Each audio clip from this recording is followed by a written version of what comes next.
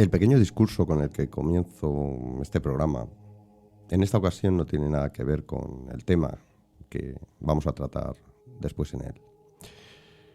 Ya estamos en la recta final del año, ya quedan pocos días para que acabe este 2022 y creo que es un buen momento para esta reflexión, para mi reflexión. Bienvenidos a la sociedad del siglo XXI, donde el sexo es gratis y el amor caro, donde la pizza llega más rápido que una ambulancia, donde perder el teléfono móvil es más doloroso que perder la propia dignidad, donde la ropa que uno viste determina tu valor como persona, donde la lealtad no es algo prioritario, y donde tu mejor amigo es aquel que menos te ha traicionado, donde todos se han vuelto envidiosos, donde el dinero concede libertad, justicia y salud, donde puedes ser ciudadano de primera o siervo de tercera, donde la mentira es una moda y la envidia una costumbre social. Bienvenidos a la era negra, donde al bondadoso se le considera débil y ser pobre un defecto. Soy Javier Díaz, bienvenidos a la jaula de Pandora. Comenzamos.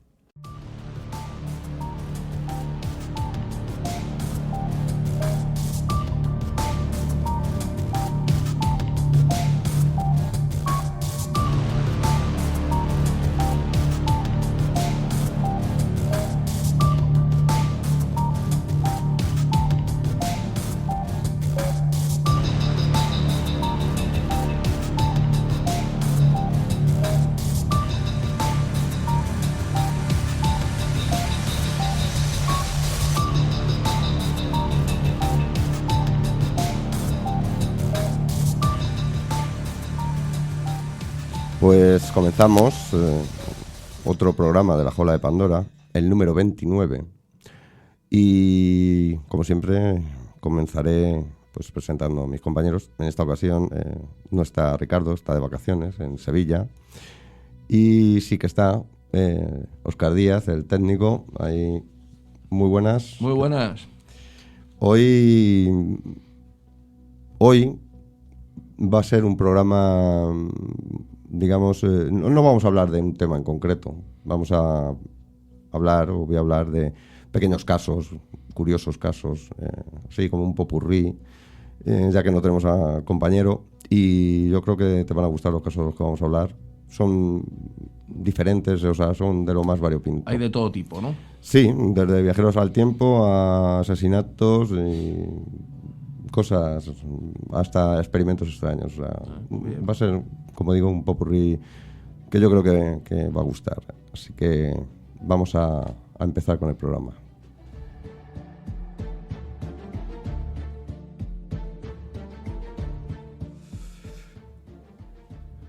Una de las principales temáticas de la ciencia ficción suele ser, o en muchas ocasiones, es la de viajar en el tiempo, ¿no?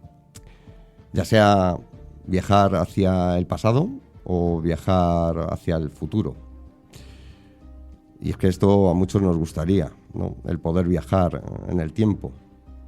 Y además, si esto de viajar en el tiempo fuera de una manera segura y cómoda, así algo parecido a como es actualmente o como lo hacen actualmente los astronautas cuando viajan al espacio, ¿no? De una manera así sencilla. ¿A ti te gustaría, no, Óscar? Viajar en el tiempo, sí. Pues mira, ¿dónde viajarías? ¿Hacia el pasado o hacia el futuro? Es que viajaría a los dos sitios, la verdad. Pero vamos, si me dan a elegir, el pasado estaría guay. Por ver, a ver qué pasó antes. La verdad de lo que pasó, ¿no? Efectivamente. Sí. Pues yo también tengo mis dudas, la verdad. Porque el pasado ya está. Ya, bueno, nos hayan contado lo que... Pero por saber... Y el futuro, me llama la atención saber a ver qué es ¿Qué nos depara, ¿no? ¿Qué será de nosotros, no? Sí, bueno, lo veo muy mal, la cosa, pero bueno. Pues esto del viaje en el tiempo ha generado, evidentemente, innumerables debates, ¿no? Debates tanto por parte de científicos como también por parte de filósofos, ¿no? Y también muchas preguntas, evidentemente, ¿no? Pues preguntas como, ¿hay un tiempo o hay muchos tiempos? ¿El tiempo existe realmente como tal? ¿El tiempo es lineal, como nosotros tenemos esa percepción de que es lineal? ¿A ti se te ocurre alguna pregunta más sobre el...? No. Porque a mí sí, muchísimas, la verdad. Pero como de lo que quiero hablar no es del tiempo en sí, sino de viajar en el tiempo. Aunque ya hicimos un programa y hablamos de viajeros en el tiempo. Algo hemos hablado, sí. Pero no hablamos de este supuesto viajero en el tiempo que a mí me parece muy curioso el caso y vas a ver por qué lo digo, ¿no? Y como de momento lo de viajar en el tiempo por ahora y además, y remarco, y que sepamos, no está fuera de nuestro alcance del ser humano, y digo, y vuelvo a remarcar, que sepamos. Pues, aún así, y a pesar de esto que acabo de deciros, de no estar a nuestro alcance, hay personas que afirman ser viajeros del tiempo, o en el tiempo, o personas que dicen o aseguran que no son viajeros del tiempo, pero sí que han conocido a un viajero del tiempo. Y, como bien digo, de uno de estos supuestos viajeros del tiempo, pues voy a hablaros. Y la historia comienza de la siguiente manera. El día 28 de abril del año 2006 apareció un hombre que parecía desorientado, así como asustado, en las calles de la ciudad de Kiev, en Ucrania. Este sujeto vestía de forma elegante, aunque esa ropa que llevaba era, digamos, era anticuada para ese año, para el año 2006, ¿no? Este hombre, después de deambular durante un rato por allí, como no sabiendo dónde ir, dónde dirigirse, fue visto por unos policías, quien se fijaron en él. Damos atención, pues en principio, según comentan, por su vestimenta, no les parecía rara. Ya digo, no era una ropa vieja, sucia, pero sí estaba fuera del lugar, fuera de la época, ¿no? O ese señor estaba disfrazado o no sabían. Y claro, esto llamó la atención de esta pareja de policías, quienes empezaron a fijarse en él, ¿no? Y finalmente la policía pues se acercó a él con la intención de ayudarle. Como este señor parecía totalmente despistado, como asustado, tenía así como el rostro, como una expresión de aturdimiento, ¿no? Estaba perdido, con los ojos mirando hacia todas partes, como, voy a decirlo así de esta manera, alucinando con lo que veía, ¿no? Pues la policía finalmente se acercó a él. Y al acercarse, este sujeto preguntó a estos policías por una calle. Pero los policías quedaron bastante... pues no sabían qué responder, puesto que esta calle por la que preguntaba el señor hacía años que había dejado de existir. Ya no existía esa calle. Sí, había existido, pero hacía ya bastantes años que no existía esa calle, con lo cual, pues, la policía lo primero que pensó es: este hombre está delirando. Entre la ropa que lleva, la pregunta que hace, la cara está desencajada, pues este debe ser algún tipo de persona con una enfermedad mental o algo por el estilo.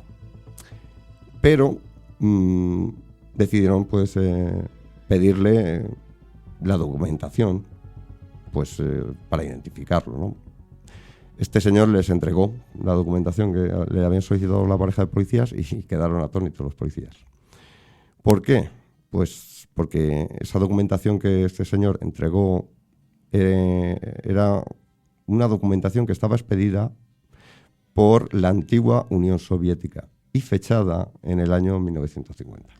Con lo cual, evidentemente, estamos hablando de 2006, alucinaron los policías. Ya ahí, pues en principio no sabían qué hacer, claro. No sabían si era un loco, era una broma o algo por el estilo, ¿no? En esa documentación que entregó a la policía y ponía que este señor se llamaba Sergei Paraborenko, según esa identificación que entregó. Como digo, la policía pues quedó sorprendida por esta documentación, sobre todo porque no tenía nada que ver o no se parecía en nada a la que se usaba actualmente en ese país. Pero sin embargo, la policía, tras comprobar esos documentos, llegaron a la conclusión que eran auténticos. Sí, antiguos, pero auténticos. Entonces fue cuando la policía decidió trasladar a este sujeto a un hospital, pero no cualquiera, sino un hospital psiquiátrico, evidentemente. ¿Por qué? Pues porque, según los agentes, se le veía bastante confundido y desorientado, con lo cual, pues, aparte de la vestimenta, los documentos, pues dijeron, no sé, vamos a llevarlo al psiquiátrico y allí, pues, vemos a ver. Ya una vez en el hospital, el sujeto, que ya vamos a llamar Sergei, puesto que es su nombre, ya allí pues fue entrevistado pues, por un psiquiatra. Y Sergei aseguró al psiquiatra, que desconocía, que no sabía dónde estaba. No sabía. También le contó que lo último que él recordaba era haber fotografiado algo en el cielo extraño y de repente aparecer en un lugar desconocido.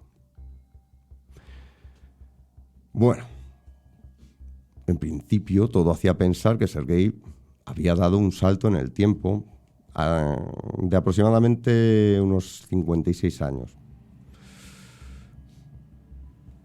Esto, según el informe realizado por el psiquiatra que le entrevistó. ¿A ti qué te parece la historia hasta ahora? Es curiosa, cuanto menos, ¿eh? Sí, yo esta historia la conozco y la verdad es que es bastante alucinante. Es llamativa, Sí, cuanto sí. menos, sí. Es una historia curiosa y vas a ver que aunque la conozcas, porque ya veremos, no quiero adelantar, pero da unos giros bastante curiosos. Bueno, pues en esa entrevista que mantuvo Sergei con el psiquiatra, que luego el médico pues plasmó en un informe, y en ese informe dijo o dejó escrito que Sergei, estas son palabras que Sergei dijo, son las siguientes: era de día y quise dar un paseo por la ciudad. Tomé mi cámara de fotos, pero cuando salí de mi casa vi un objeto extraño en el cielo. El objeto tenía forma de campana. Era muy raro. Volaba también de forma extraña. Es difícil de explicar lo que estaba viendo. Es mejor revelar las fotos de mi cámara y entonces tal vez encontremos la respuesta. Esto es lo que dejó escrito el psiquiatra en el informe, que le dijo que contó Sergei en esa entrevista, ¿no? evidentemente nadie parecía creer a Sergei de la historia, puesto que evidentemente es un poco... Es normal, claro. Es muy normal que nadie le crea. Además, no sé si has dicho la edad, ¿no? Tenía 25 años o... 23, sí. 23. Era un chico joven. Por eso, que ya es hasta menos creíble. Dirá, bueno, yo qué sé, puede estar drogado o que haya alucinado. A ver, la historia es... O sea, tú eres un profesional, un médico o psiquiatra, y estamos hablando de un médico psiquiatra que habrá escuchado de todo. Pero claro, ves a un sujeto vestido de manera extraña, vamos a decirlo, y que dice eso, que cuenta eso, esa historia. Además, habla de, como he dicho, de una cámara de fotos que llevaba consigo claro. Cámara antigua. Efectivamente. Claro. Con lo cual, vamos a decir, un loco muy... Hombre, sí, porque... A ver, muy cuerdo, por decirlo de alguna manera. Iba vestido con ropa antigua, no vieja, era antigua, pero estaba en perfecto estado, limpio y todo. Además, una ropa antigua... A ver, la vestimenta era antigua, pero digamos que esa vestimenta en la época de Sergei, que él decía venir, era ropa cara. O sea, no era ropa, vamos a decir, de un trabajador o de alguien, un campesino, sino era alguien de cierto nivel. Sí. Sí, aparte de la cámara de fotos. Evidentemente, pocos podían permitirse una cámara de fotos, con lo cual es todo muy extraño, ¿no? Sí. Además, aunque la historia es pues rocambolesca, es rara, increíble, pues él mostraba en la entrevista o sea, que creía eso fielmente con lo que estaba contando, ¿no? Que él lo había vivido. Mostraba eso claramente, aparte de mostrar pues esa desubicación, o sea, que no sabía dónde estaba, no sé, como perdido, incluso impresionado por objetos que para nosotros son habituales, pero evidentemente hay que pensar que si es auténtico ese señor, no los había visto nunca. Claro, como viera un móvil o algo. Efectivamente, pues muchas cosas. Sí, coches sí habría visto, pero no los de 2006, con lo cual alucinaría por muchísimos objetos que viera, ¿no? Bueno, como bien digo, he dicho, nadie parecía creer la historia de Sergei.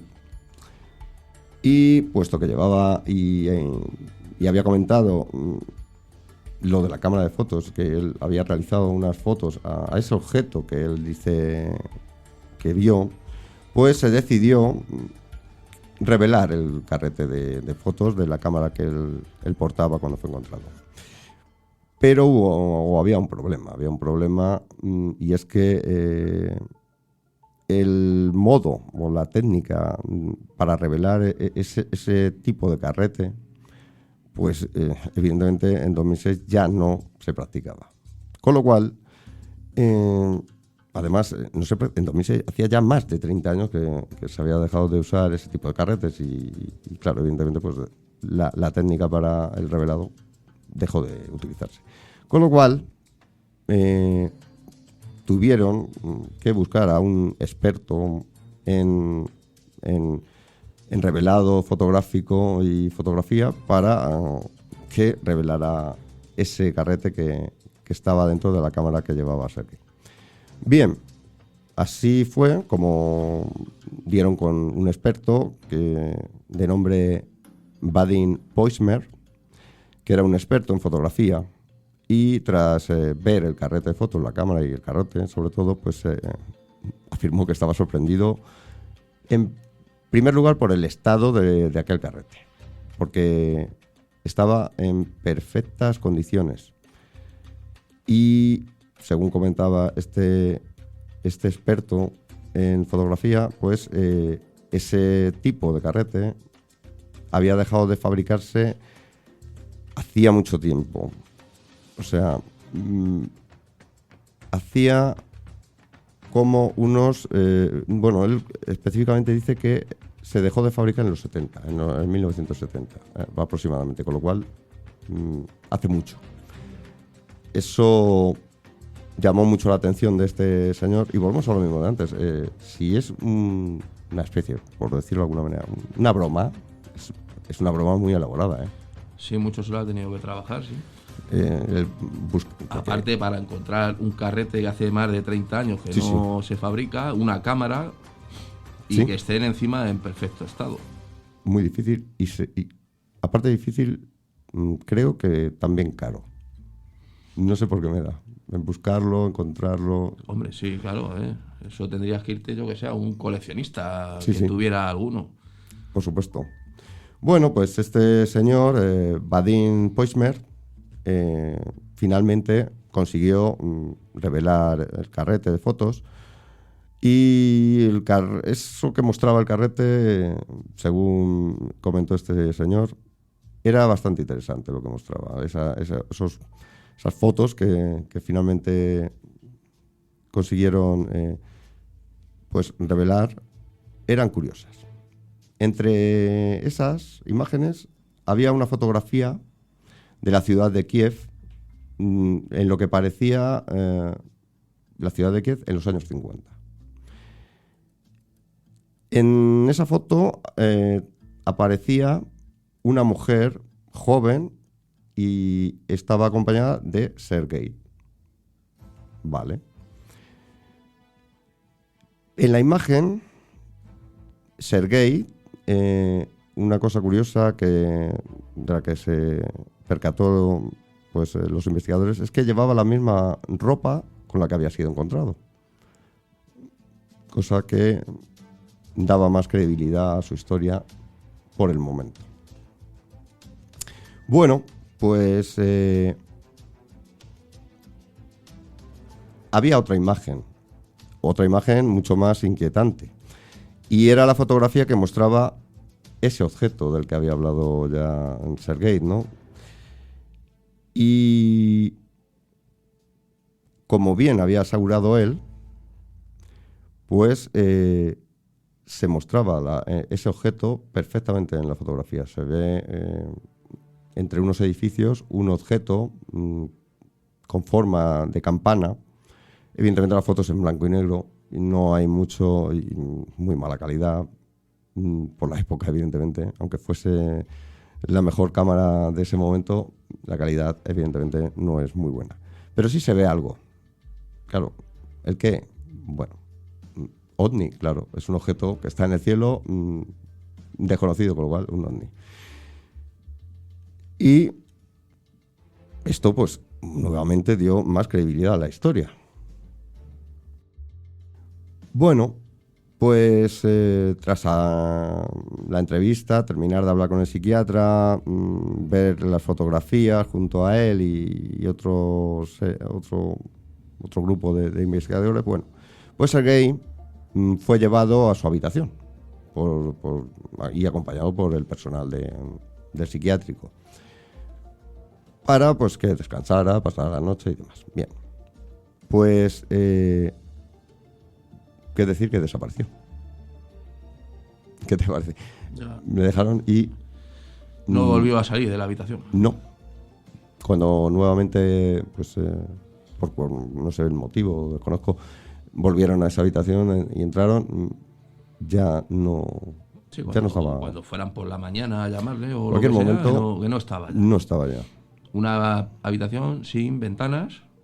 Estamos hablando de un psiquiátrico. Por eso. Aunque hubiese ventanas, estarían... O bueno, si hubiera ventanas tendrían rejas y demás, pero bueno, que me suena que no tenía ventanas, solamente una puerta de entrada en la que hay una cámara grabando. Sí, los psiquiátricos, y en esa época suelen tener bastante seguridad, ¿vale? Por eso. Posiblemente no tuviese rejas en la ventana, pero te puedo asegurar que esa ventana no se podría abrir. Estamos hablando no de un hospital normal, sino de un hospital donde las personas que allí son tratadas, pues están especialmente vigiladas. No es una persona que se ha roto una pierna o otra cosa. Con Vamos, lo cual, que es difícil que se hubiera ido él por su propio pie. sí, evidentemente se hubiera visto en alguna cámara, algo, alguien, es que no... Claro. O sea, estamos hablando que, por poner un símil, un centro psiquiátrico es muy parecido a lo que viene siendo un penal, una cárcel, ¿vale? O sea, con la distancia que hay, evidentemente, pero para que nos hagamos una idea, es bastante parecido, ¿vale?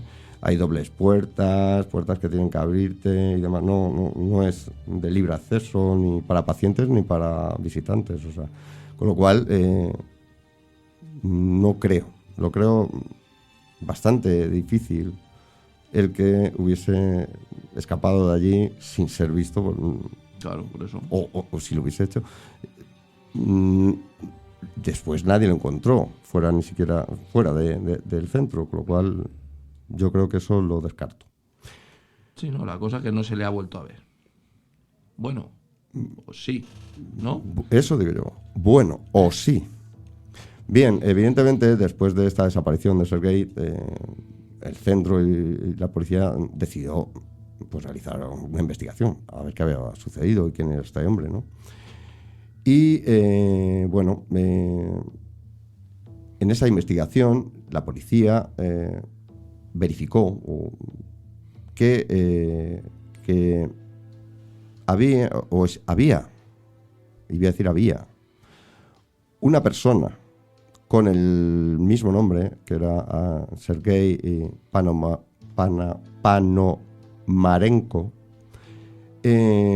y con su misma apariencia física, que había sido denunciado como desaparecido en el año 1960. ¿Qué te parece? Que, no sé, cada vez va apareciendo más real la historia, ¿no? O sea... Sí. Fíjate, si este caso, esta historia es curiosa, que llamó la atención de ciertas personas que decidieron llevarla a la televisión en forma de una especie de documental. Lo hizo la televisión rusa. Y por el momento, y digo por el momento, nos ha logrado resolver este misterio, el misterio de Sergei. Aunque, como bien digo, sí que asegura los investigadores que existió un hombre con el mismo nombre y estuvo, su desaparición fue denunciada en 1960. Bueno, y nos has dicho que también dieron con la mujer de la foto. Sí, hablaron con ella. Es que esto no acaba ahí, como tú sabes, o te veo que no acaba aquí. No. Sí, ya... La historia continúa. Según el relato de esa mujer que aparece en la foto. Sí, que era la supuesta novia, ¿no? Sí, pues ella luego a los investigadores dijo que Sergei, cuando desapareció allí en el centro hospitalario, volvió o retornó a su época, al año 1950, donde además esta mujer cuenta que fue entrevistado, Sergei fue entrevistado por varios medios, pues donde contó su historia, todo esto de los saltos temporales, y vivió con esta mujer, con su novia, luego esposa más tarde, hasta el año 1970. ¿Por qué solo hasta 1970? Muy sencillo, es que es Sergei nuevamente, o de nuevo, volvió a sufrir, por decirlo de alguna manera, un salto temporal. Esta vez se fue, o apareció, en el año 2050. ¿Qué te parece? Bueno, eso ya sí que es más difícil de saber. ¿Cómo sabemos que apareció en el año 2050? Eso no lo había oído yo. Muy bien, pues muy buena pregunta y voy a responderte. Pues la prueba de este nuevo salto temporal es una antigua fotografía que Sergei, por medios desconocidos, envió a su mujer desde el año 2050 al año 1970. Ahora yo te pregunto, ¿cómo? No, te lo pregunto yo a ti. No, lo desconozco, o sea, yo creo que eso es imposible. ¿Pero eso quién lo cuenta? ¿Ella? Sí, ella lo cuenta a los investigadores.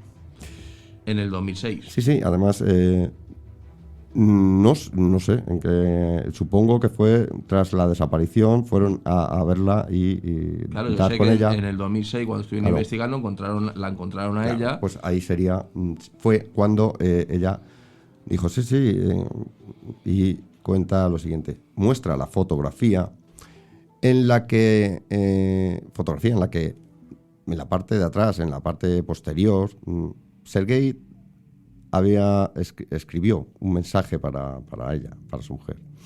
Este mensaje decía: estoy bien, trataré de volver tan pronto como pueda. Sergei. En esa fotografía que muestra la mujer a los investigadores y que fue recibida por ella desde el año 2050, desconocemos el cómo, tampoco lo aclaró esa mujer, o por lo menos no he encontrado yo nada donde pueda despejar esa incógnita. Bueno, en esa fotografía se ve a Sergei ya envejecido, ¿no? Él está en primer plano, ¿no? Y tras él se ve una ciudad que supuestamente es la ciudad de Kiev, pero se ve en una ciudad llena de rascacielos y muy moderna, ¿no?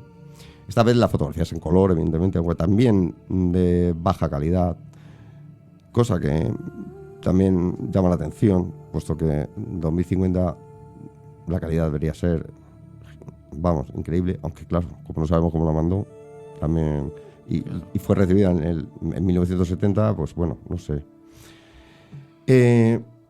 Lo curioso también es que los investigadores se desplazaron, encontraron el lugar desde donde se supone él estaba, que se veía en la fotografía, ¿no? Ver dónde él estaba posando, ¿no? Y al llegar allí era un descampado. O sea, un descampado, era campo. No había, ni se veía detrás ciudad alguna. Todavía no habían empezado a edificar. No, con lo cual es que no eran ni las, en 2006 no eran ni las afueras de Kiev. Es como si fuera auténtica esa fotografía, Kiev, la ciudad de Kiev, se hubiese expandido por muchísimo, ¿no? Sí. Y ¿cómo acaba esto?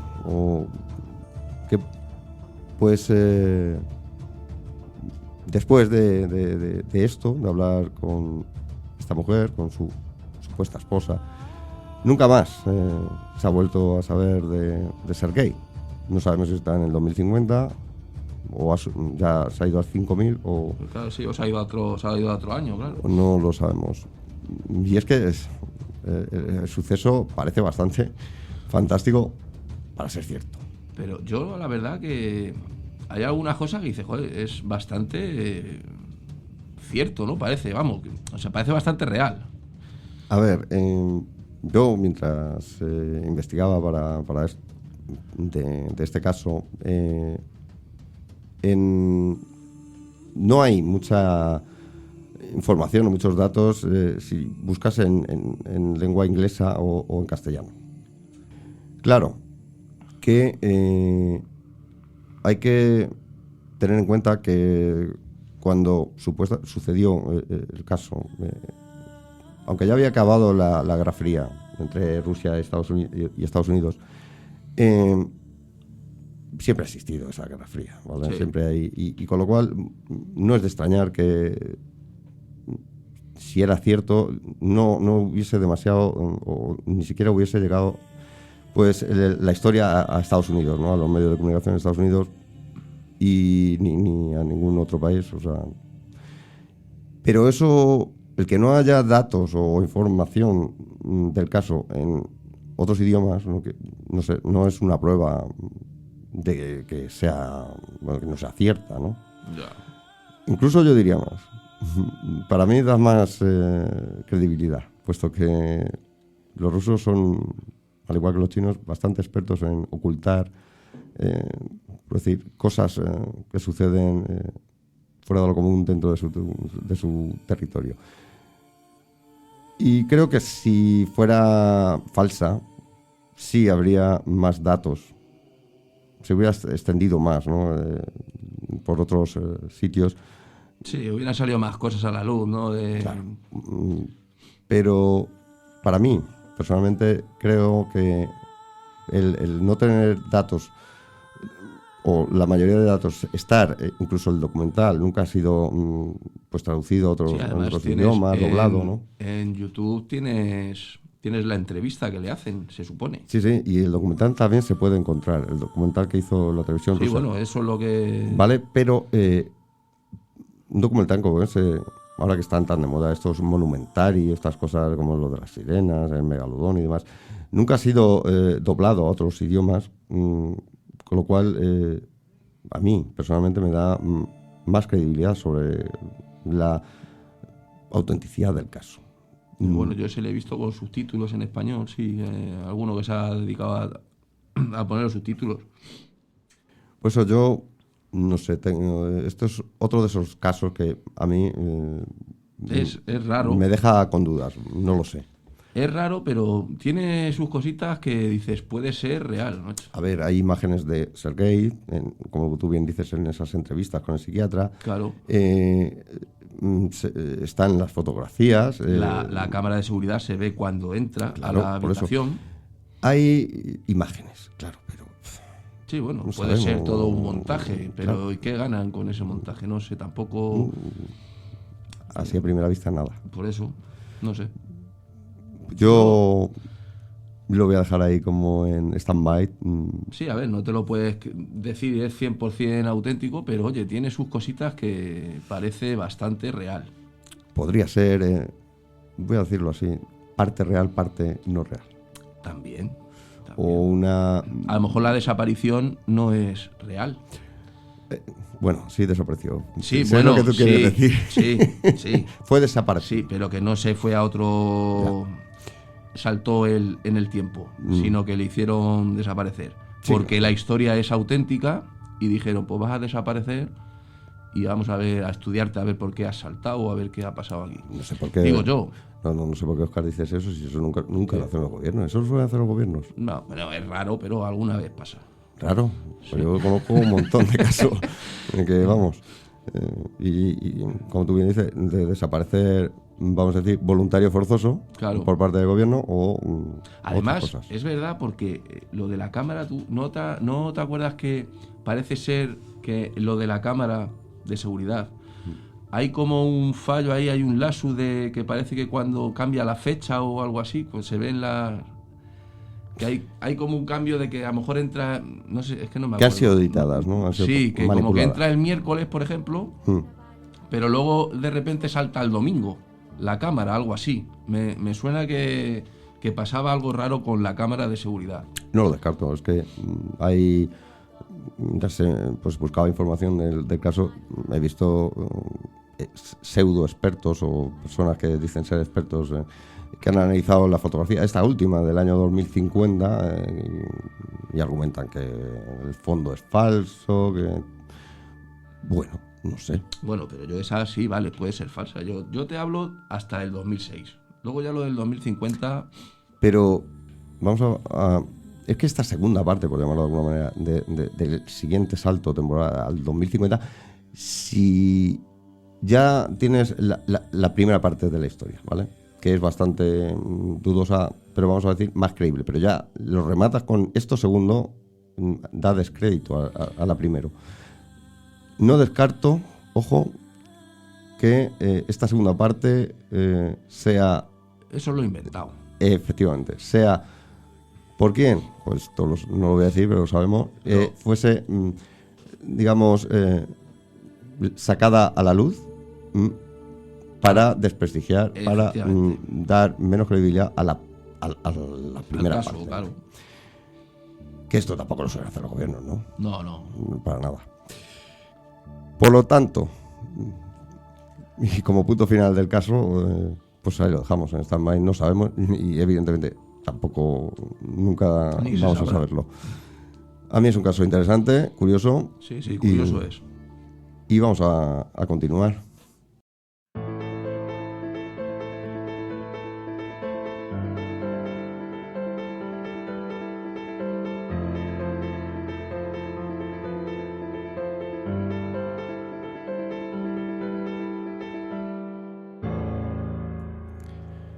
Y hoy, en esta sección, en Sin Resolver, no voy a hablar de ningún caso sin resolver, nunca mejor dicho, sino de unos asesinatos curiosos, cuanto menos. ¿Y por qué digo esto? Porque son asesinatos, homicidios cometidos por personas sonámbulas. Este trastorno, el sonambulismo, es un trastorno del sueño que suele ser poco problemático, aunque a veces se da o aparecen situaciones un tanto peligrosas, ¿no? En todo el mundo existe gran cantidad de personas que sufren este trastorno, el sonambulismo, como digo. Y es conocido el hecho de que estas personas, los sonámbulos, pues deambulan por la casa y en ocasiones incluso llegan a realizar tareas, incluso tareas complejas. Por ejemplo, pues tareas del hogar, ¿no? Pues limpiar, barrer, fregar los cacharros. Y esto lo hacen de forma inconsciente y automática. Es un trastorno que por lo general es molesto. Y es molesto tanto para quien lo padece como para quien convive con el enfermo. Suele generar bastante confusión, sustos, sobre todo en aquellas personas que lo observan, ¿no? Lo observan y desconocen que la persona pues sufre sonambulismo, pues suelen llevarse sustos. Y en el peor de los casos... pues el susto es para el sonámbulo, puesto que hay casos en los que el sonámbulo ha caído por las ventanas o ha salido a la calle y ha sido atropellado por un vehículo, con lo cual tanto el sonámbulo como los que conviven con él, pues deben de tener pues ciertas precauciones, ¿no? Bueno, como bien digo, pues algunas personas que padecen este trastorno llevan o llegan a llevar a cabo acciones o tareas. Ya he dicho que pues, a veces hacen cosas comunes del hogar, pero en otras ocasiones pues realizan tareas extrañas. Existen, por ejemplo, casos de personas que sufren este trastorno y pintan, son pintores. Y estos cuadros o estos óleos que pintan solo pueden hacerlo estando en ese estado, ¿no? En estado de sonambulismo. Sin embargo, despiertos no pintan bien, por decirlo de alguna manera, ¿no? Y es de lo que vamos a hablar hoy. En otros casos, pues han cometido crímenes. Como homicidios de los que voy a hablar, pero también han llevado a cabo violaciones. Y el caso de los asesinatos es el del que quiero hablaros hoy, ¿no? Pues el caso con el que quiero comenzar es uno bastante conocido. Y también tengo que decir, antes de comenzar con el caso, que en muchas ocasiones este trastorno, el trastorno de sonambulismo, ha sido utilizado por personas que han cometido asesinatos como parte de su defensa. O sea, han argumentado pues padecer este trastorno y que el asesinato fue cometido estando sonámbulo y no son culpables. Digo esto porque, aunque puede parecer raro, parece ser que es bastante común que utilicen eso como un método de salir indemnes de los asesinatos. Bien, el primer caso del que quiero hablaros es de un señor llamado Robert Landru. Y el caso de Robert Landru es uno de los más antiguos de los que se tiene constancia. En el año 1887, en la playa de Havre, en la costa francesa, fue hallado el cadáver de Andrew Monet. El cadáver presentaba un disparo en la cabeza. Bueno, para la investigación de este asesinato fue enviado el que era considerado uno de los mejores investigadores franceses del siglo XIX. Era el inspector jefe de la policía francesa, Robert Landru. La víctima no era nadie conocido de la zona y el cadáver conservaba todas sus pertenencias, por lo cual se descartó en un primer momento como móvil de aquel asesinato el robo. La única pista que encontró el investigador, que fue mandado allí, además de la bala que tenía dentro de su cabeza, fue una serie de huellas que estaban pues cercanas a aquel cuerpo que estaba allí en la playa.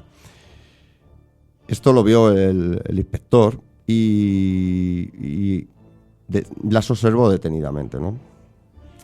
Al hacerlo, se percató que esas huellas tenían algo en particular. Y es que le faltaba el dedo pulgar en el pie derecho. Faltaba el dedo pulgar en el pie derecho de la persona, o sea, quien dejase esas huellas marcadas allí en la arena, tenía amputado un dedo. El dedo del pie derecho. Bueno, este inspector ordenó sacar moldes de las huellas, ¿no? Y luego, posteriormente, así poder analizarlas más tranquilamente, ¿no? Volví a hacerlo, volví a examinar esas huellas y tras este segundo examen más detenido, pues salió fuera de su despacho y comunicó que ya sabía quién era el asesino. Bien, le preguntó, ¿quién es? A lo que este respondió, yo. No sé, ¿qué te parece, Oscar? Es curioso, yo. Sí. Bueno, ahora habrá que ver por qué.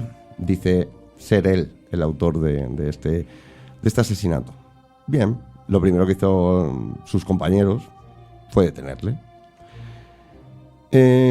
y tomarle declaración. Bueno, en esa declaración el inspector declaró que la mañana posterior al asesinato, o sea, la mañana en que fue llamado para ir a hacerse cargo de ese asesinato, él se había sorprendido al notar, al despertarse, que sus calcetines y ropa estaban húmedas. También se sorprendió al ver que su arma reglamentaria, faltaba una bala en el cargador, faltaba una bala, y esto le pareció extraño. Y más extraño es que la bala que faltaba o que él usaba en esa arma reglamentaria era la misma, el mismo calibre con el que habían asesinado a la persona encontrada en la playa. Y además, por si no fuera poco, las huellas encontradas, esas huellas, y sobre todo la particularidad de la falta de ese dedo en el pie derecho, coincidían con él también, con las suyas, con sus huellas, ya que el inspector había sido amputado, le habían amputado el dedo pulgar del pie derecho.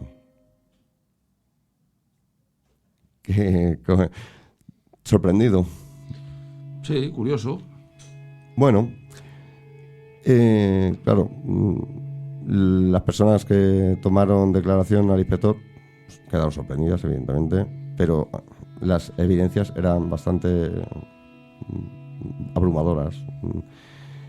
Y el inspector, para finalizar la declaración, pues dijo no tener constancia de haber cometido el crimen. Pero aún así, él pidió ser detenido.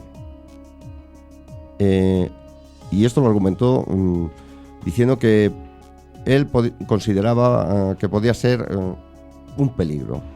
Podía ser un peligro y prefería que sus compañeros le mantuviesen allí retenido para así asegurarse de no cometer ningún otro delito. Bueno, al llegar a juicio, pues el juez sorprendentemente consideró la posibilidad de que el inspector pues cometiese el tal homicidio estando dormido, estando con este trastorno de ser sonámbulo. Desconozco si fue condenado finalmente o no. En este caso, en otros, como vamos a ver, sí hay una condena de lo sucedido, pero en este caso va a ser un caso tan antiguo y aunque sí hay bastante documentación de él, bueno, no se sabe qué pasó finalmente con este inspector. Bien, el siguiente caso que quiero hablaros es quizás uno de los casos más famosos y conocidos que hay, y es el de Kenneth Parrs, ocurrido en 1978. Este hombre, que era un jugador compulsivo y que tenía numerosas deudas, salió de su casa para coger el coche e ir a casa de sus suegros. Una noche, pues salió de casa, se montó en su vehículo y se dirigió a casa de sus suegros. Una vez que llegó allí, a casa de sus suegros, pues entró dentro de la vivienda y mató a su suegra golpeando alguna barra de hierro en la cabeza y después estranguló a su suegro. Bueno, tras esto se volvió a montar en su vehículo, condujo hasta una comisaría de policía y entró y se entregó. Bueno,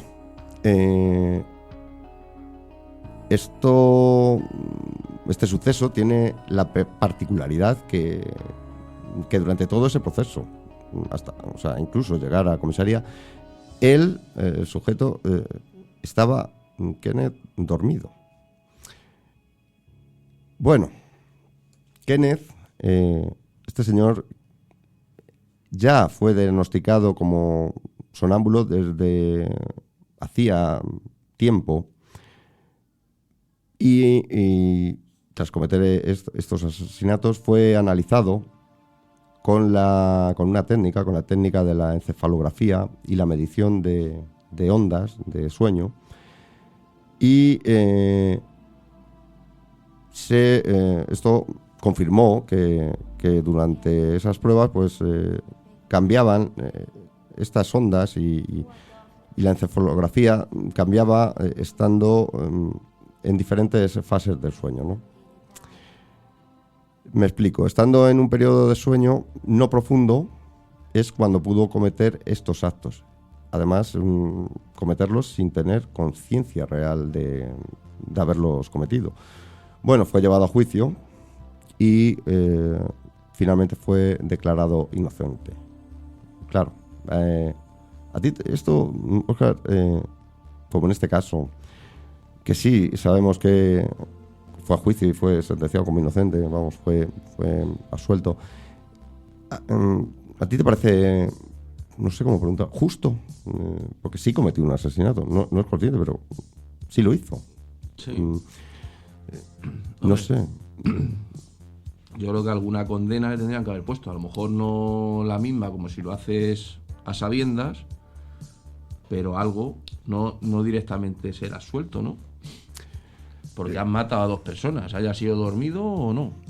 Claro, y has conducido, o sea, y encima te has entregado voluntariamente, con lo cual es que habría que ver, investigar, que si actos como estos asesinatos, aunque esté en ese estado de trance, de sueño, de ese sonámbulo, hay algo en tu subconsciente, en tu inconsciente, que porque tú lo has pensado conscientemente, el cometer esos asesinatos, en este caso de tus suegros, que luego has llevado a cabo. Sí, claro, es que eso es porque en verdad algo había que los quería matar. Lo que pasa que, digamos, despierto no lo hace, pero en ese estado de sueño, que me imagino que a lo mejor para él sería como si estuviera, pues eso, como si fuera un sueño vívido, ¿no? Digamos, pero lo estás haciendo de verdad. Sí, y mira, voy a comentarte el siguiente caso. Es el caso de Simon Fraser. Simon Fraser, estando dormido, este señor soñó que una criatura terrorífica pues intentaba asesinar a su hijo, ¿vale? Bueno, según su testimonio y aparentemente Simon Fraser, intentando proteger a su hijo, pues atacó, se enfrentó a la criatura, ¿no? Bueno, poco después de estar o de luchar con esa criatura, pues recobró la conciencia. Y una vez que recuperó la conciencia, descubrió, no sin horror, que había matado a su hijo. ¿Y cómo? Pues aplastando su cabeza contra la pared, golpeándolo hasta quedar hecha una masa irreconocible la cabeza de su hijo. Bueno, este señor Fraser tenía un historial previo de actuaciones violentas durante el sueño. Me explico. Ya había informes que reflejaban que este señor había atacado a su padre, a su hermana, estando sonámbulo. Bueno, tras una serie de estudios, este señor Fraser fue finalmente considerado inocente y fue absuelto. Pero a este señor sí se le establecieron una serie de medidas, ¿vale? Que eran, por ejemplo, fueron una de ellas, establecía que debía de dormir siempre separado de otras personas dentro de una habitación que estuviese cerrada con llave o por algún medio desde fuera y él no pudiese abrirla de ningún modo. Bueno, es una manera de... Sí, hombre, por lo menos está más controlado. Pero aún así se libró de ir a la cárcel y demás. Sí, hombre, pero también si lo ha hecho involuntariamente en este caso, bueno, como todos son involuntariamente. Tiene que vivir con el que ha acabado con la vida de su hijo. Ya, ¿no? Bueno, eso sí. Con lo cual, bueno. Mira, un caso más de sonámbulo homicida, pues lo encontramos en el caso de Brian Thomas, un hombre que contaba con un amplio historial de parasomnias y que en el año 2009 estranguló a su mujer mientras dormía. Este británico había estado sometido a mucho estrés, ¿no? Y esa noche, tras haber discutido... la noche que estranguló a su mujer, había discutido con un grupo de jóvenes cuando él pues estaba con su mujer y estaban celebrando pues que había finalizado su tratamiento contra el cáncer. Y bueno, estaba pues celebrándolo con su mujer cuando llegó un grupo de chavales y bueno, tuvieron ahí un altercado, ¿no? Ya una vez que llegaron, un atracado que tampoco llegó a... No fue gran cosa, ¿no? Bueno, tras llegar a casa, pues se acostaron, ¿no? Y este señor, Tomás, soñó que uno de esos jóvenes con los que había tenido ese incidente, pues entraba en su casa y en su habitación y que se situaba encima de su mujer. Bueno, pues como él veía eso, pues este Tomás decidió pues abalanzarse contra este chico y pelearse con él. Vale. Nuevamente, tras acabar esa pelea, él se despierta, ¿no? Vuelve a tener conciencia de sí mismo y descubre que en esa pelea, pues lo que había hecho realmente no era pelear contra este chico que él había visto, sino contra su mujer, a la que había matado, asesinado. Y nuevamente, como en los otros casos de los que he hablado, fue declarado también inocente. Y volvemos a lo mismo. Sí, pero no sé, ha cometido un asesinato. Entonces es fácil, ¿no? Matas a alguien, luego dices que estaba sonámbulo y... Por eso, antes de comenzar los casos, a narrar los casos, he comentado, de hecho, ese comentario de que parece ser, que yo lo desconocía, que es una... Un eximiente, ¿no? Sí, es un eximiente. Es muy utilizado alegar esto como pues en la defensa, ¿no? Bueno, yo eso lo desconocía, pero parece ser que sobre todo en Estados Unidos es bastante habitual y hay ya pruebas concretas para saber si sufres ese trastorno. Sí, claro, me imagino que te harán pruebas, porque si no, tú matas a uno y dices, no, que estaba sonámbulo y ya está, ala. Pues ala, vete para tu casa. No es normal. No, por supuesto que no. Y ya, para terminar, el último casito de uno de estos homicidas sonámbulos es el de Scott Falater, que este señor en el año 1997, Scott Falater, pues apuñaló hasta en 44 ocasiones a su mujer y tras apuñalarla la arrojó a la piscina. Pero antes de lanzarla a la piscina la desnudó, la quitó el vestido que llevaba su mujer puesto y lo guardó dentro del coche. Bueno. Evidentemente este señor fue detenido y Falater dijo a la policía que no encontraba explicación a los actos, que consideraba que en base a las pruebas debía de haber sido él quien asesinó a su mujer. Este caso tampoco tengo, no puedo decir cómo finalizó, cómo acabó, si fue, evidentemente sí fue a juicio, claro, pero desconozco si en este caso fue nuevamente absuelto o si... Pues viendo los demás, seguro. no sé, pero es que este caso también me llama no una, 44 Sí, veces. encima hubo ensañamiento ahí. Sí. Luego, ¿Y lo de quitar el vestido? no sé, porque si es para, vamos a decir, eliminar pruebas, pero si lo guardas dentro de tu coche, Claro, es un poco absurdo. Encima te incriminas más, pues la has metido en el coche.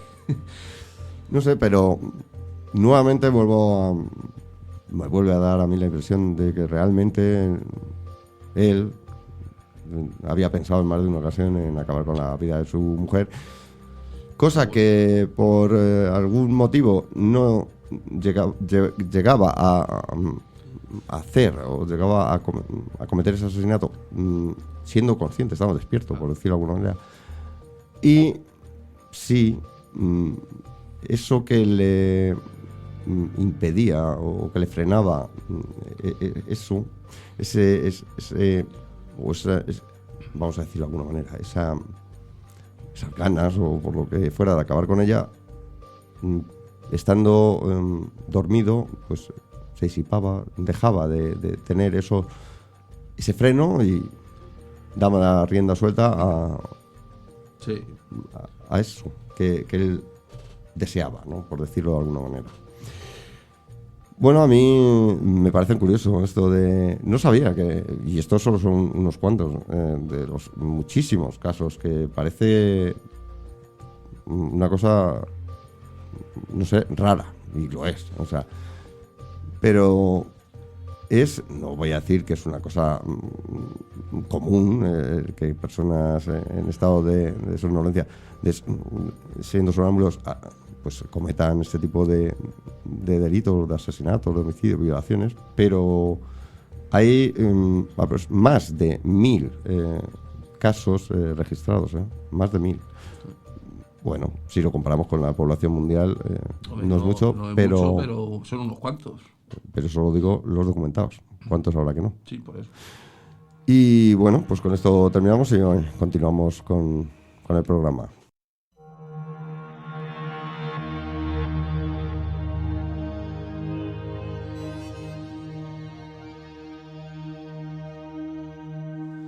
Bueno, continuamos con el programa, con la Jaula de Pandora.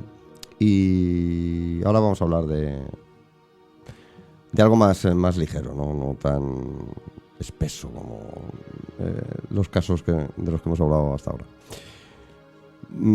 Vamos ahora que estamos al término de finalización de este año, del 2022, pues quiero hablaros de la entrega de premios de este año, de los Ig Nobel 2022, de esos premios que se otorgan a aquellos estudios científicos y de todo tipo que son absurdos, ¿no? Están los Nobel, y esto es como pues la parodia, ¿no? de los Nobel. Y este año se celebró la entrega de premios de los Ig Nobel 2022, pues el día 15 de septiembre. Y esta fue la número 32 el certamen fue el 32, ¿no? Bueno, pues este año los galardones que fueron concedidos a estos investigadores fueron los siguientes. Vamos a ver. En el premio de Ig Nobel de Ingeniería fue otorgado a Gen Matsuzaki, Kazuo Ouchi, y fue por el estudio de la forma más eficiente de girar las perillas. ¿Qué te parece? Qué gilipollez, no me extraña que se hayan dado un premio. Yo lo que me pregunto es quién concede dinero, o sea, da dinero a estos investigadores para investigar eso, o sea, sí, vamos, o sea, y sobre todo ¿qué repercute a la sociedad ese estudio que realizamos? O sea, ¿en qué beneficia? ¿En qué no sé, qué sacamos con esto? Y en ingeniería, no entiendo. Bueno, el premio Ig Nobel de Física fue otorgado a Frank Fix, a Ming Yuan, y fue por realizar un estudio de cómo los patitos y los gansitos logran nadar en fila. Sí, no me mires con esa cara, que te has quedado impresionado, ¿no? Estuvieron estudiando a los patos y a los gansos para saber por qué iban en fila detrás de la madre, me imagino. Sí. ¿Y qué sacaron en claro? No lo pone, ¿no? No, hay nada más que te tampoco pone es una cosa que está. Y no lo sé, lo mismo es algo importante para la humanidad. No creo. No creo. Quizás los siguientes premios, por ejemplo el de biología, que fue otorgado a Salamari García Hernández y Glauco Machado, y fue por estudiar el punto en el que el estreñimiento afecta la perspectiva de apareamiento de los escorpiones. ¡Ole! Y me hago una pregunta, ¿cómo sabían que estaba estreñido el escorpión? Vamos, y vuelvo a la pregunta, ¿esto qué beneficia a la humanidad? ¿En qué? ¿Para qué? Claro, ¿y para qué vale eso? Y sobre todo, ¿quién otorga algún tipo de dinero a estas personas para estudiar eso? No, ellos presentan su proyecto y habrá gente que diga, hostia, yo estoy interesadísimo en saber eso. Vamos, qué tontería. Me parece totalmente gasto de dinero tonto, ¿no? Bueno, no sé que lo hagan ellos porque quieren, porque si no, ¿quién va a pagar por eso? Bueno, pero vamos a ver si hay alguno todavía más absurdo, que yo no diría que no. El Ig Nobel de Literatura fue concedido a Eric Martínez y Francis Mojica por analizar la causa de por qué los documentos legales son difíciles de comprender. ¿El qué? ¿Que no? Sí, vamos a ver. Ellos hicieron un estudio y analizaron por qué los documentos legales son difíciles de comprender. Será para que los firmes, digo yo. Coño, pues porque los ponen difíciles de comprender. Bueno, vamos, yo veo una... Vale. El Ig de Nobel de la Paz fue concedido a Jung-Hui Gu y Bianca Bergsman por crear un algoritmo que permite a los cotillas decidir cuándo mentir o cuándo ser honestos. Vamos a ver, yo ya alucino. Otra cosa, bueno, no sé, ¿y eso de paz? ¿Qué tiene que ver eso de paz? No sé. Bueno, sigamos. El Ig de Nobel de Medicina fue concedido a Marcin Hasinkis y Anna Brodziak por demostrar que cuando los pacientes oncológicos son sometidos a ciertos tratamientos de quimioterapia agresiva, los efectos secundarios disminuyen cuando uno de los componentes de la terapia es reemplazado por helado. Vaya. Claro, si a mí me meten corriente, ¿no?, en mi cuerpo eléctrica y eso me lo cambian por darme un helado, pues claro, evidentemente tengo menos luego... Bueno, pero eso en un momento dado hasta puede ser... Bueno. Pues espérate que el siguiente va... El Ig Nobel de Ingeniería de Seguridad fue otorgado a Marcus Graham por crear un maniquí de pruebas para evaluar los choques contra los alces. Bueno, vale. Pero para eso ya están los dummies, eso, ¿no? Sí, no sé por qué tuvo que crear algún en concreto uno para chocarte con alces. Si bueno, ya tienen los muñecos esos. Bueno. El siguiente... Madre mía. El Ig Nobel de Historia del Arte fue concedido a Peter Schert y Nicolás Helmut por estudiar las escenas de enemas rituales en las esculturas antiguas de la civilización maya. Yo que no puedo parar de reírme. Vamos a ver, ¿cómo? Los enemas rituales. Sí. Este sí que me gustaría saber a qué conclusión llegaron, la verdad te lo digo. Es que mira que yo, pues hombre, esto de los mayas, pues en esto que nosotros tratamos en el programa, pues tengo bastante conocimiento, pero desconocía que hubiese esculturas rituales en donde estén poniendo enemas a los mayas, y te lo digo en serio, me gustaría saber a qué conclusión llegaron con ello, ¿eh? Bueno, pues eso, y además porque lo llaman historia del arte. Ese es el IND de historia del arte. Si son estatuas, joder. Vale. Bien, el Ig Nobel de Economía fue otorgado a Alejandro Pluchino y a Alexino Emanuele Biondo por explicar matemáticamente el por qué usualmente el éxito no llega a las personas más talentosas, sino a las más afortunadas. Joder, chaval.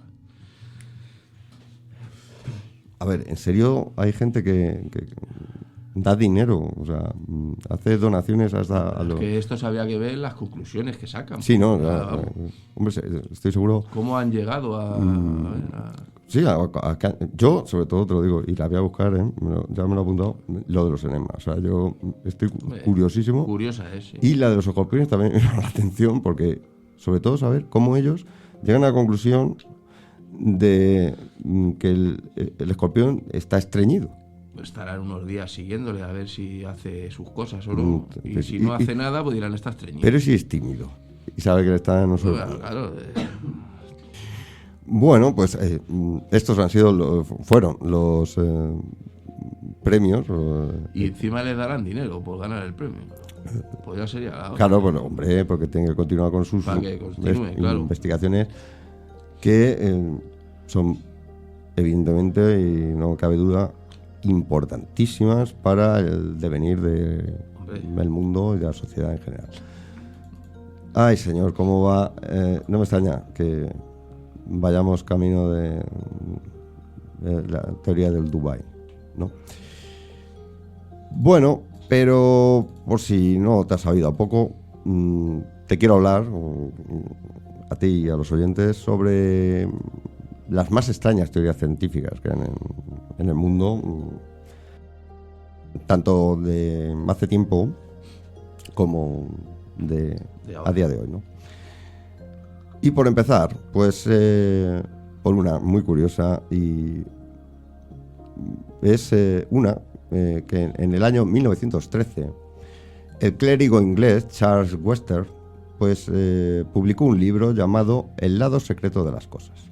Bueno, en este libro, él trató de explicar un árbol evolutivo que él había creado, pero para hadas. El árbol evolutivo de hadas.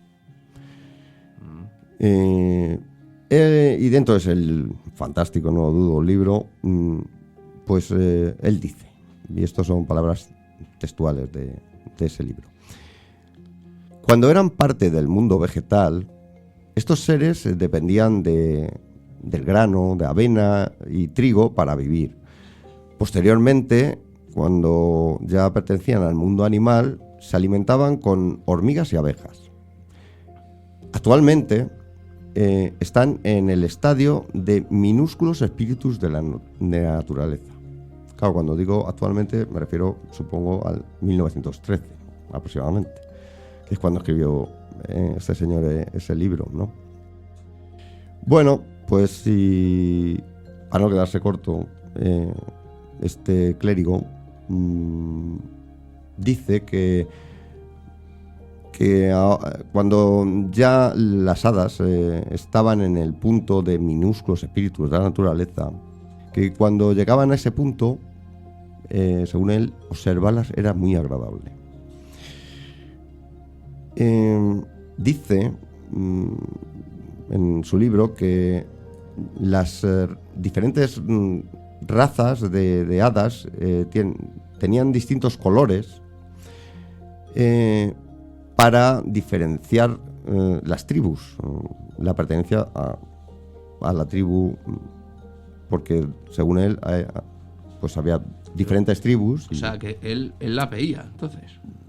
Eso, sí, digo yo. No, No, eso él como... estaba en contacto con diversas hadas. Bueno, oye, esto de los colores, según él dice que cada raza cada tribu de hadas tenía, esto lo argumenta diciendo que, pues al igual que las plumas de los pájaros son de diferente color, dependiendo de a qué especie pertenezcan, pues esto era pues Sí, lo igual, mismo, ¿no? pero Se podía equiparar pues a esto de las hadas, a ver aunque si no. veía mariposas o... Bueno, evidentemente su teoría nunca pudo ser demostrada. A ver, Bueno, yo no te digo que no existan, porque habrá mucha gente que crea en bueno, las pues, hadas y demás. pues pero espérate que si ese veía hadas, este que te voy a contar, ya verás tú lo que veía. Bueno, este caso es el de homeópata estadounidense Charles Wentworth. Este señor aseguraba haber descubierto el secreto de la vida, ni más ni menos. Y él dice que cuando él atendía a algún paciente que había sufrido un corte, pues para curarlos él oraba. Él oraba y lo curaba, ¿no? Bueno, pues él dice que un día tomó una muestra de unas sales orgánicas que él usaba para ayudar a que la sangre coagulara, ¿no? de las heridas. Y una vez que recogió esa muestra de esas sales que él usaba, pues comenzó a rezar. Comenzó a rezar y mientras rezaba él pensaba en un pollo. Pensaba en un pollo mientras rezaba. pues tenía hambre. Bueno, Tenía hambre. lo desconozco, la verdad. Pero vamos ahí, que vas a ver. Bueno, pues tras rezar y pensar en el pollo, analizó esas muestras que él había recogido y las examinó bajo un microscopio. Se sorprendió. ¿Y se sorprendió por qué? Pues porque al mirar por el microscopio y ver esos cristales de sales, como pues él dice que la formación que habían creado los cristales eran igual al pollo en el que había pensado. Sí, sí. Tenían forma de pollo las sí, formaciones de... según este señor, sí. Los cristales se solidificaron o se cristalizaron formando un pollo. ¿Vale? Espérate, pero que este hombre ahí no se queda ahí y va a más. Bueno, tras ver esto y asumiendo que tenía poderes telepáticos, pues escribió y publicó un libro en el que él aseguraba que cuando él fijaba su pensamiento en pequeños montones de sal, ¿no? Pues él lo había esto realizado y había logrado reproducir con los cristales de sal que luego se solidificaban la silueta de el mismísimo Tío San. Bien. Y vuelvo a decir, no se queda ahí. Continúa.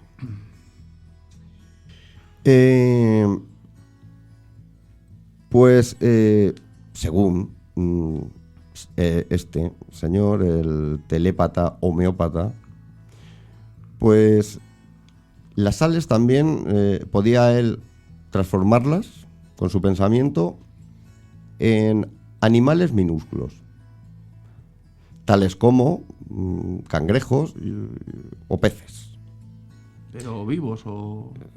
Espera, que ahora es cuando lo matan. Según él, también podía transformarlos o crear humanos de tamaño miniatura.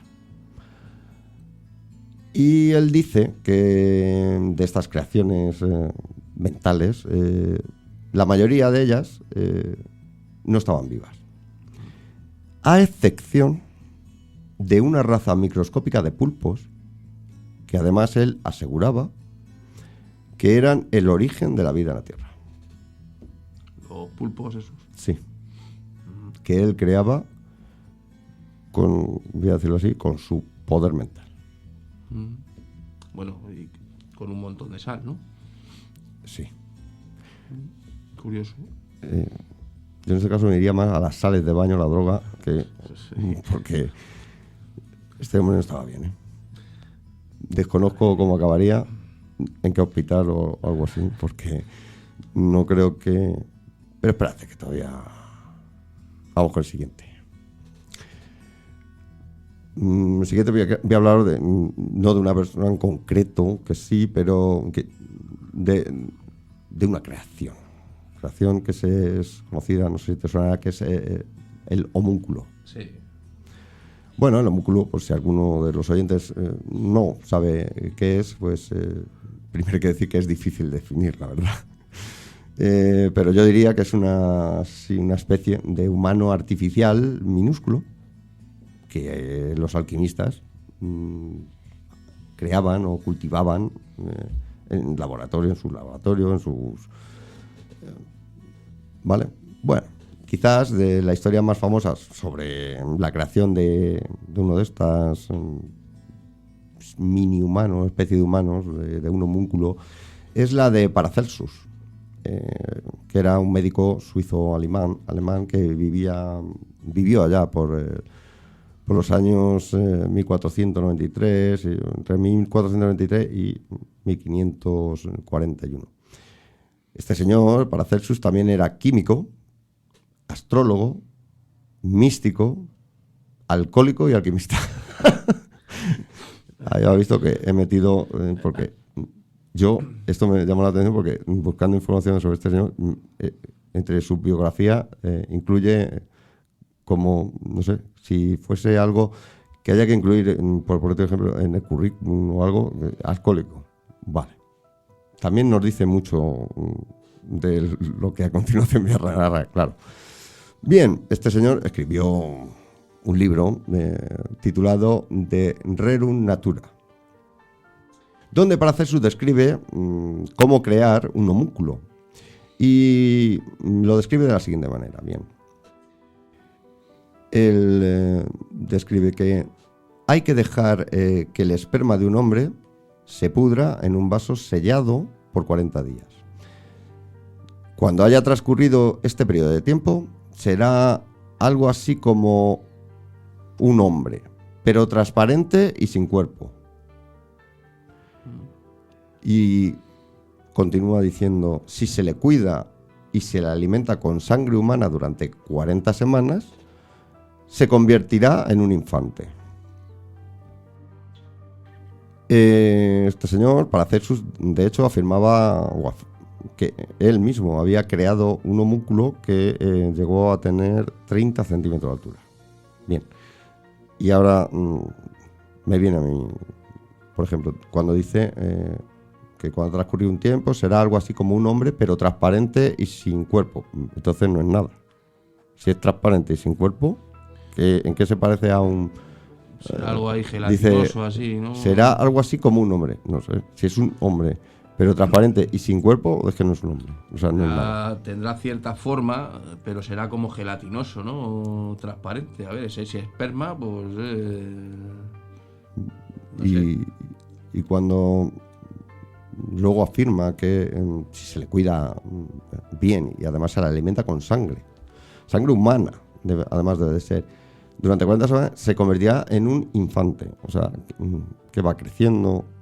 Pero a ver si aquí hay una errata y no es un infante, es un elefante. Porque...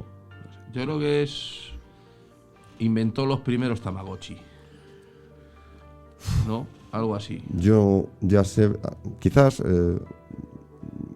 ya se me despeja la duda de por qué dentro de su biografía o incluyen lo de alcohólico. El currículum, claro. Alcohólico, porque no sé qué éxito tendría su libro. No sé. Y no sé, me deja loco. Es que no sé, de los que he contado, no sé cuál es más extraño, la verdad. Estos, sí, porque en su época no existirían los Ink Nobel, de los que hemos hablado antes, sino yo creo que habrían recibido algún premio alguna seguro. ocasión, ¿eh? Por lo menos nominados, estoy seguro que estarían, ¿eh? ¿A ti cuál es el que más te ha perturbado? Porque yo diría que perturbar más que son todos tan extraños, raritos. Sí, pero ¿y crees que alguno? Bueno, yo el de las hadas lo descarto casi. Bueno, yo de las hadas sí he oído a mucha gente que sí que las ha visto, que tal. Sí, hombre, un día hablaremos. Hay incluso fotografías de una persona muy. Se hizo muy famoso en la época y digamos que fue el que, digamos, mundialmente pues volvió, ¿no? El boom otra vez y tal. Pero bueno, y del homúnculo también habéis oído hablar. Sí, homúnculo sí. Yo también conocía varias. Aunque no sabía cómo se hacían. No, yo creo que a día de hoy hay. Estoy seguro que buscando por internet habrá gente que muestre pues intentos de crearlo. Seguro. Y el otro, el de cristales de sal, bueno, sabemos que puedes crear ciertos dibujos, ¿no? Con música o con ciertos ondas, pero de ahí a crear y con peces la mente, ¿no? Se supone que, ¿no? La teoría esta que hay, ¿no? Que nosotros creamos nuestra realidad. Sí, pero bueno. Hombre, pues a lo mejor se supone que esto que dicen lo de la realidad, que tienes que estar en cierto trance y demás. A lo mejor él, al no estar en un trance más esto, pues solamente podía hacer esas poquitas cosas. Bueno, pues es una cosa también. Bueno, podemos nosotros solicitar algún tipo de subvención y podemos intentar reproducirlo. Bueno, ver, pero que son cosas raras, pero que dices, oye, a lo mejor es que también son de una época, ¿no? Porque todos son de. Sí, principios del siglo XX. Pero bueno, incluso anteriores, ¿no? Claro, pero. Y eso sí, estamos hablando de épocas muy raras, ¿vale? Donde, digamos, valía todo y las creencias de la gente y las personas y tal. Bien, pero vamos a continuar. Vamos a continuar con lo que yo llamo, o he querido llamar, hechos extraños. Por si no hemos tenido suficientes. Bien, pues de estos hechos extraños, el primero es... en el año 2007, un hombre llamado Corey Taylor, este señor fingió su propia muerte con el fin de librarse, ni más ni menos que del contrato de teléfono móvil. O sea, con la compañía que él tenía contrato, pues para darse de baja, debe ser que llamó muchas veces, lo que sea. Hombre, ¿no? Es que es difícil. Pues él decidió fingir su propia muerte, lo que pasa que ni aún con esas, porque no funcionó.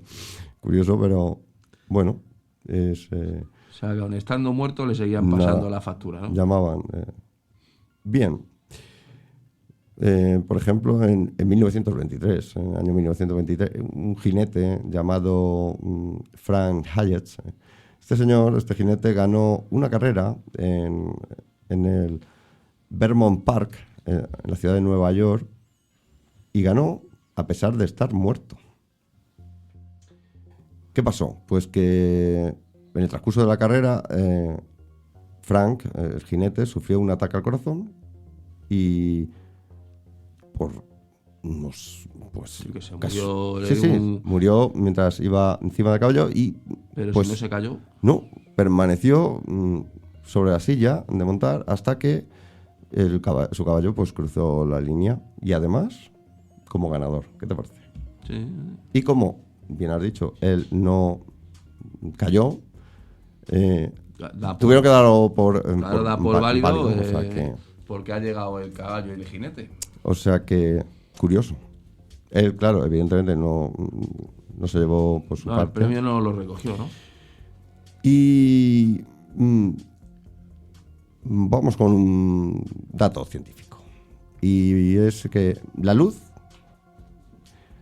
no necesariamente viaja a 300.000 kilómetros por segundo. Bien, y dirás, ¿qué estás diciendo? Bien. Pues parece ser que la velocidad más lenta a la que ha sido registrada la luz ha sido o es de 61 kilómetros por hora.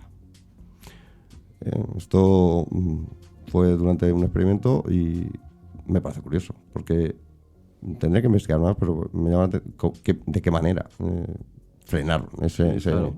Además, no un poquito, Un muchito. vamos, muchísimo. Sí.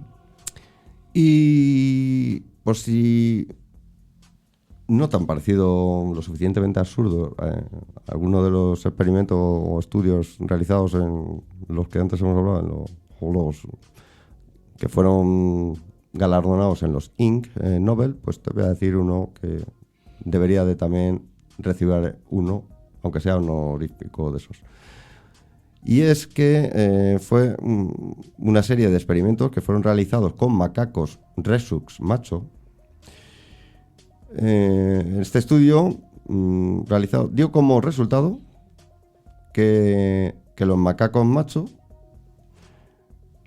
pagarían por mirar fotos de traseros de macacos hembra. Bien, esto no lo sabía. O sea, no sé por dónde cogerlo. Pero que se lo decían los macacos, ¿no? Oye, que yo compraría fotos. No lo sé. ¿Y de qué manera llegaron a qué les enseñaban? ¿Revista? ¿Foto? ¿Y cómo llegaron a la conclusión de que pagarían? Hombre, les pondrían fotos o algo y verían cómo se iban a por ellas, no sé. Es curioso. A mí... Y una tontería también al mismo tiempo. Sí, no, es muy útil para lo que viene siendo pues el progreso de la No sé, a lo civilización, ¿no? A lo mejor puedes montar un negocio de fotos de culo de macaca, ¿no? Para vendérselas a los macacos. Sí, no sé. Yo qué sé. Hombre, hay lo mismo, alguien ve negocio, ¿no? Claro. Revistas o páginas web para de temas sexuales o Claro. para macacos, no sé. Bueno, otra cosa, otro dato científico es, por ejemplo, que en el año 2008 se descubrieron una nueva especie, y además de bacterias. Una que, curiosamente, vive solo y exclusivamente en la laca del pelo. Bien, ahora no sé cómo... ¿Se crea dentro del bote o cómo? No tengo ni idea. A ver. No sé. Mira, es que me dejó luego... ¿En todas las marcas o No sé. en alguna en específico? Desconozco el dato. Claro. Del que sí que tengo más datos es de este siguiente caso, curiosidad, y es la de este señor, de Roy Sullivan, que es un guardabosques norteamericano y quien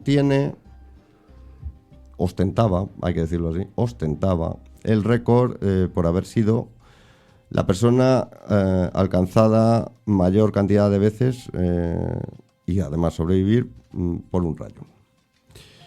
Sí, sí me suena a mí. Sí, pues mira, este señor entre el año 1942 y 1977 fue alcanzado por un rayo ni más ni menos que 7 veces.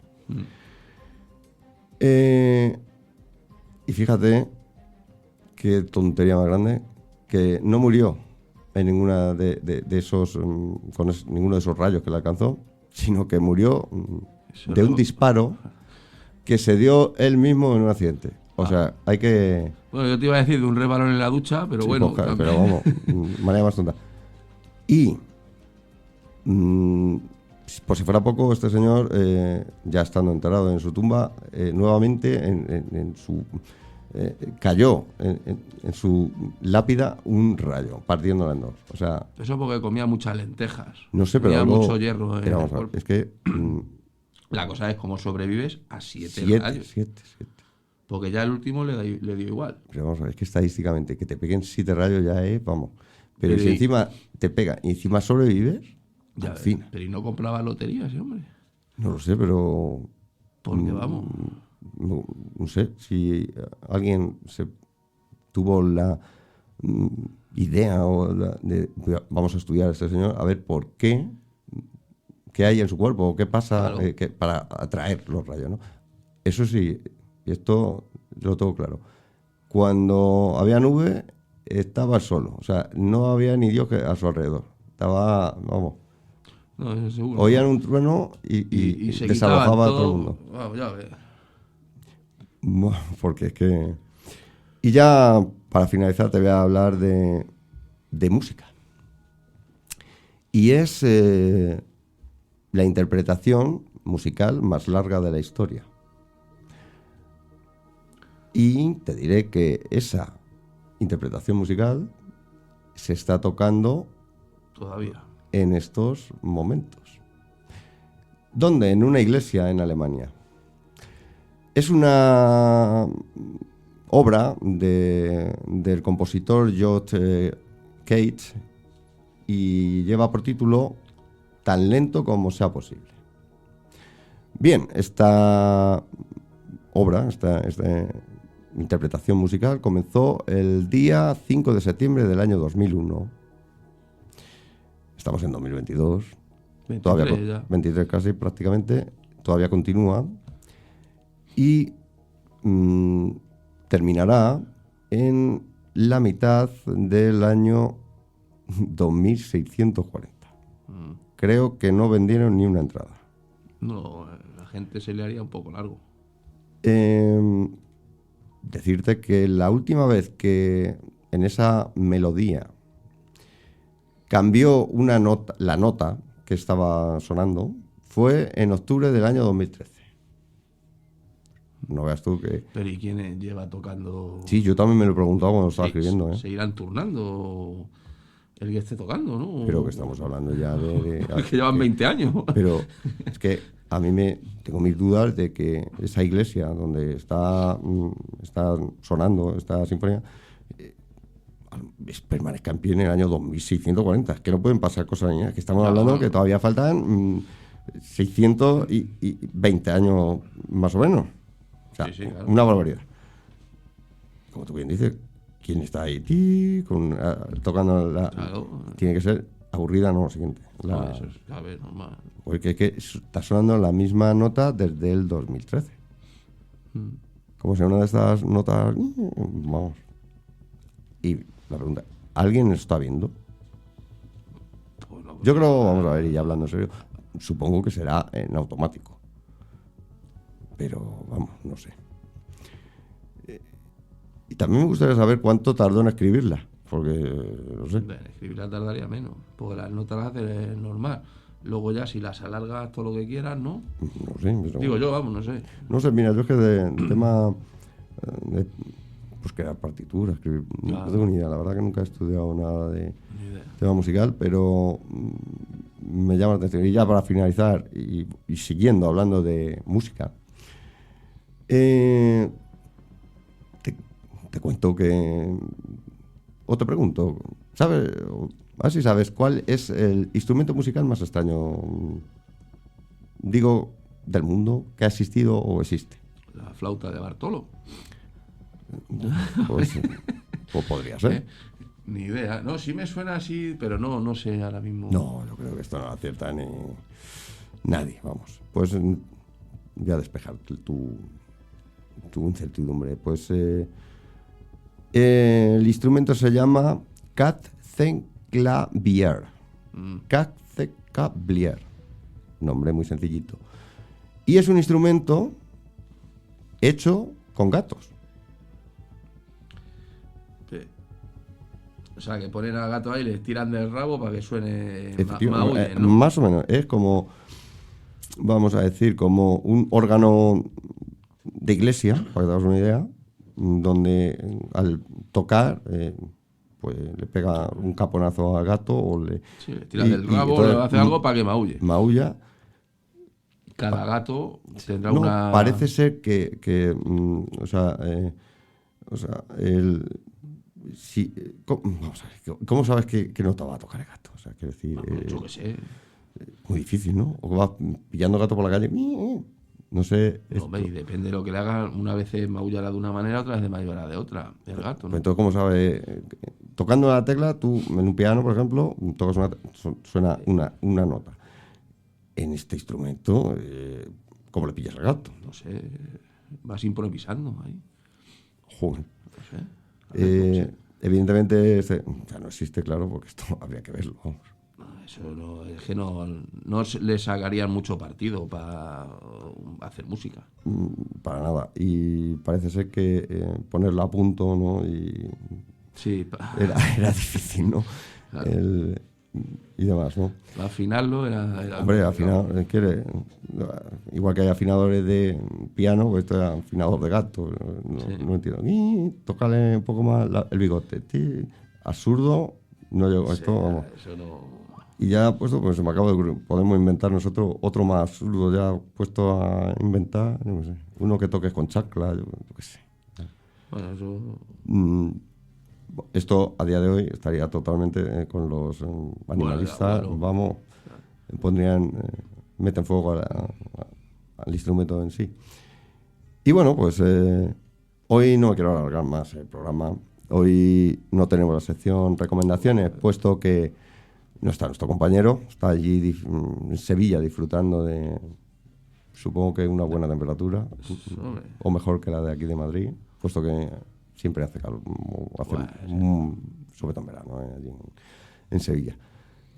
Que le mandamos un saludo desde aquí a él y a su mujer, a Elena, y que lo pasen muy bien.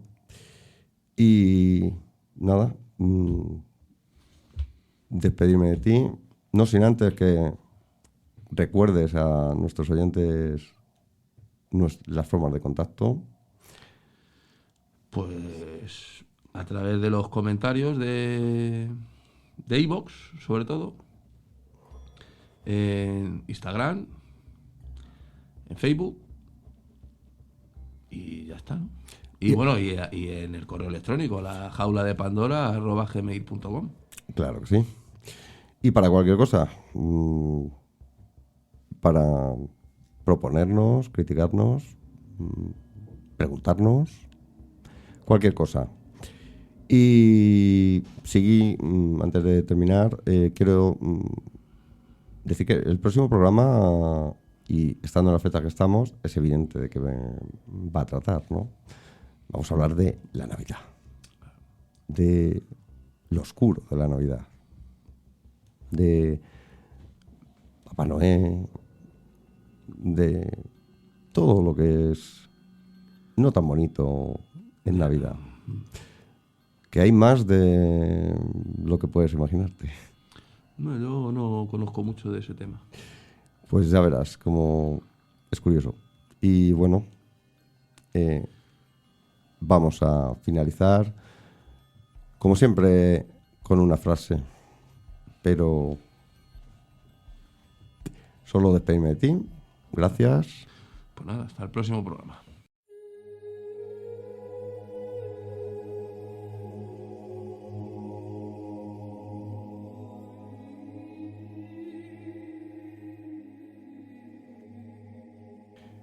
Y como cada programa, me gusta despedir con una cita, con una frase.